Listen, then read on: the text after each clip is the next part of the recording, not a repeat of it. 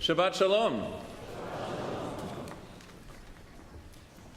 Sitting in the Rabbinical Assembly convention this past week in Montreal, I was reminded of a distinction my father made to me and my brothers growing up. There are some people in the world, he said, who celebrate achievements, academic, athletic, professional, or otherwise.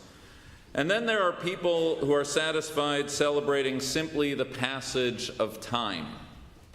My father made it clear to us that he chooses to celebrate achievement, not time, a stance that pretty much sucked the wind out of every childhood birthday party, but has thankfully softened now that my father has been transformed into a doting birthday card-sending grandfather to my children.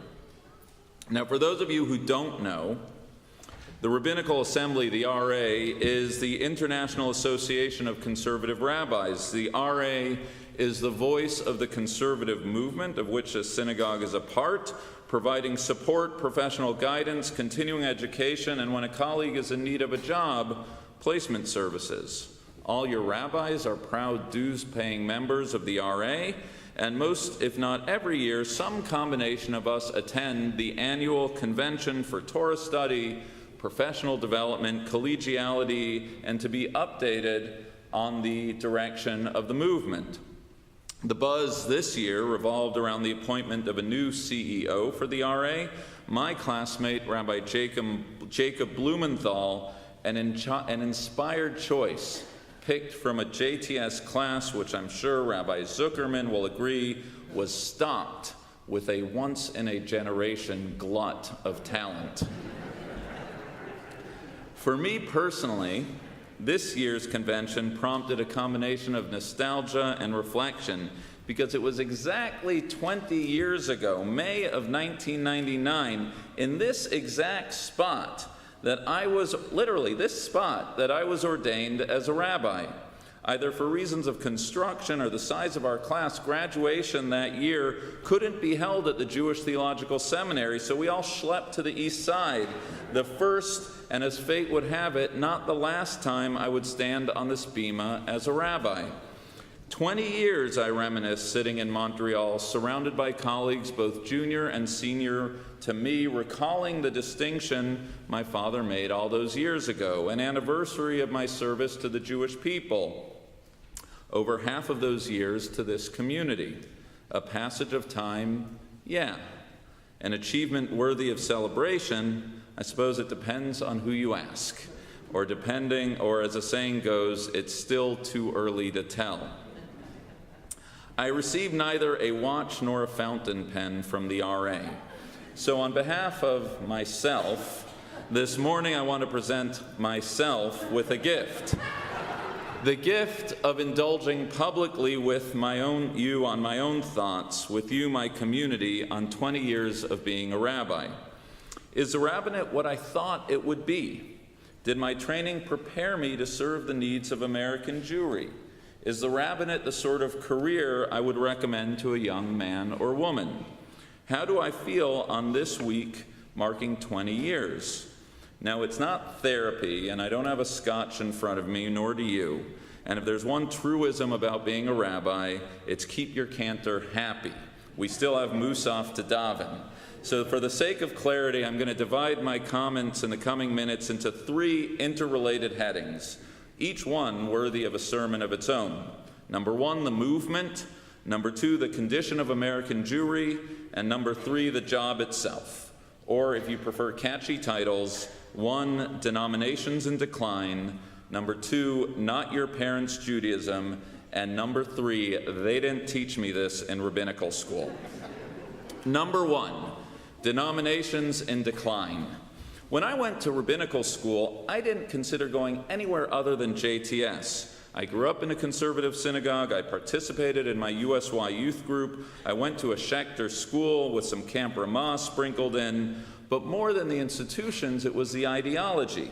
To be a conservative Jew meant to wrestle with the question of tradition and change, to bring a historic sensibility to Jewish texts, and to recognize that because these texts and traditions emerged in times different than our own time, modern Jews have both the opportunity and obligation to interpret those texts and traditions anew, keeping some, discarding others, renewing the old, and making the new sacred.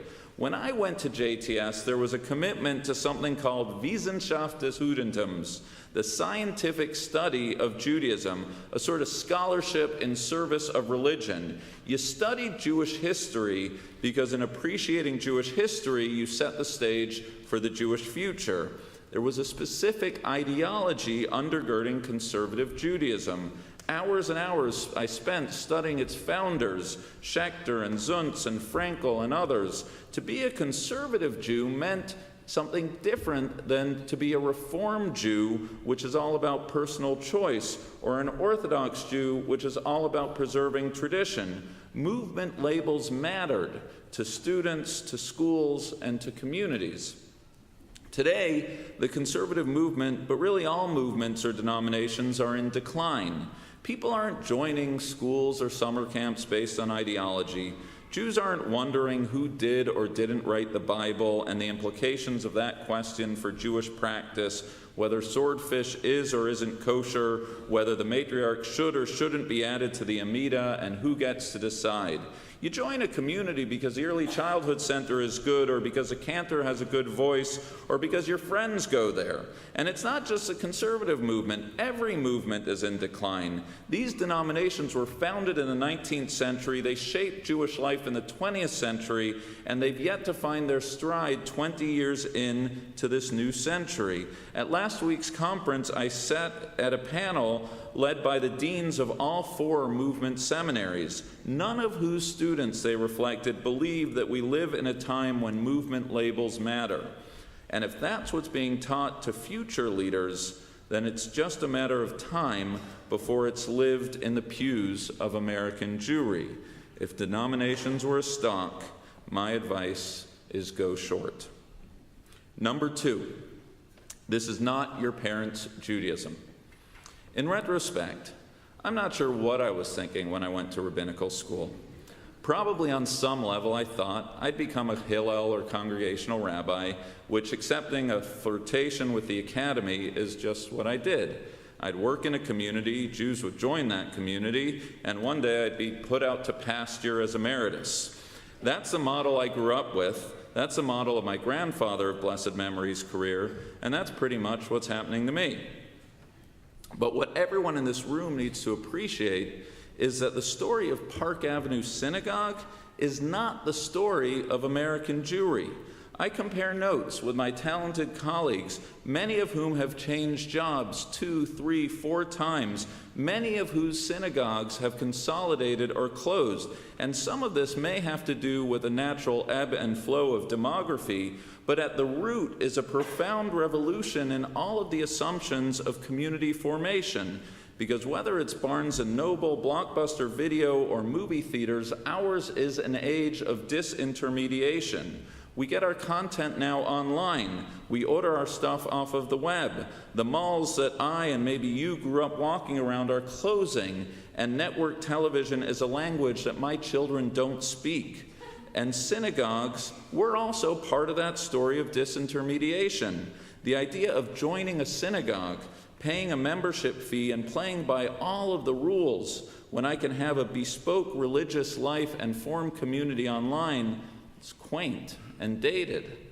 And if you dig even deeper, there are more profound changes afoot.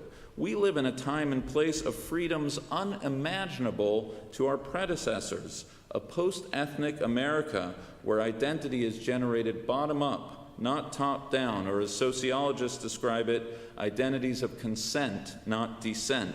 Not just religion, but gender and sexuality and so many other markers of identity are self-made and self-declared. The option to opt out of living Jewishly is for all of us to take. How we spend our time, where we live, the causes we commit to, the communities we join, the people with whom we fall in love, these are all choices to be made by us. American Jews do not practice Judaism the way their parents did, certainly not just because their parents did, and it's a state of affairs that calls for a different kind of rabbinic leadership, a leadership that's able to nimbly negotiate between the structures of the past and those of the future, a leadership that's able to hustle for every soul, presenting itself both as authentic and non-judgmental, an entrepreneurial kind of leadership poised to meet American Jewry where they are and inspire them to aspire to passion-filled Jewish living. Woe unto the rabbinical school or the would-be rabbi who believes that Jews will just, quote, do Jewish, because that is what Jews do, or because of some intergenerational debt we have to our predecessors. Third, they didn't teach me this in rabbinical school. I don't know how other professions work, law, medicine, or finance, but in reflecting on my job, I'd say that most of what I do as a rabbi has very little to do with what I learned in rabbinical school. How to run a staff meeting, how to manage people, how to set institutional direction, interact with lay people, separate people from their hard-earned money. None of these things they taught me in rabbinical school. Yesterday, I attended a cross-communal meeting on formulating a lobbying strategy seeking governmental grants to fund security in houses of worship.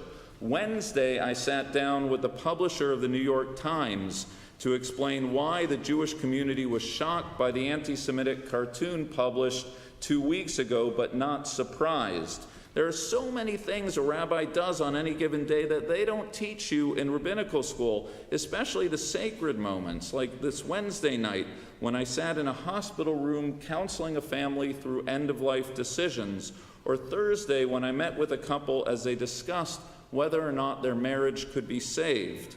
These aren't muscle groups that are developed in the classroom, and I don't think I imagined doing these things in that May date of 1999 when I was ordained. But that is what I do, what every rabbi does, day in and day out. But despite this observation, in retrospect, I'm actually not sure I would change a single thing about my rabbinic education. I'm grateful for my immersion in text study. I'm grateful for my teachers who imparted in me a love of Torah. I'm grateful for an institution that instilled in me a love for the Jewish people and the state of Israel. Sure, I had some of these elements prior to rabbinical school. It's why I went, after all. But it was at JTS where these passions deepened, where they were given texture, and most of all, I was given the tools to share them with whatever community I would ultimately serve. Looking back, if I had the choice of taking a Talmud class or a class on how to fundraise, I would pick Talmud any day of the week, and I would counsel present-day rabbinical students to do the same. You see, unlike an NFL quarterback, the joy of this 20-year mark for me is that my strongest years of a rabbi are still in front of me. Whatever achievements I can reflect on, Dad, the best is yet to come. But if there's one takeaway so far, it's that more important than what a rabbi says is what a rabbi does. These days, the most any religious leader can command is respect. It's a personal example that we set, whether we extend kindness to one another, whether we live with integrity, whether we love our neighbors as ourselves, and embrace our Judaism in the manner that others we hopefully will, that will determine whether the tradition we love so will find traction in the generation to come. Lest we forget, these weeks between Passover and Shavuot are referred to as the Sphira, a sober, even mournful period in remembrance of the 12,000 pairs of Rabbi Akiva who died of plague. Why, the Talmud in Yevamot asks, were they afflicted so? Because, the Talmud explains, they failed to treat each other with respect. In other words, they talked the talk, but failed to walk the walk, resulting in their Torah being forgotten. The message is there for all. For a rabbi, or for that matter, any leader, to be effective, one must live by the very value system that he or she seeks to inspire others to take a hold of. The rest is commentary. A final and slightly unexpected image. On Thursday evening of this past week, over 400 members of this synagogue, including 60 or so millennials, came together for our annual gala. the room overflowed with congregants coming together for no other reason than to celebrate and support the vibrant synagogue we love so, and one family, the Rosenfelds, who exemplify the very best of our community. And in the midst of the festivities, I made sure to pause and look around and think to myself, what a wonderful world. Because for all the problems facing American Jewry, all of the challenges and headaches on the horizon, we are doing something very right here. But the very best part of the evening was yet to come. The best part was when one of the leaders of the community called me over, and together with the honoree, we stood surrounded by a few dozen college grad millennials, a tray of shot glasses in hand, and they demanded that the rabbi do a l'chaim with them. I smiled widely and called out over the music, "Which one of you did I bar bat mitzvah?" At which point the hand shot up, the tray of shots was passed around, we recited the bracha, we clinked our glasses, and we toasted to the next generation.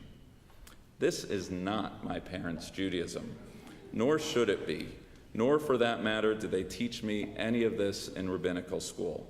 But 20 years in, being a rabbi, it's the best job in the world. It's been a great run so far, and I can't wait for the decades to come. Shabbat Shalom.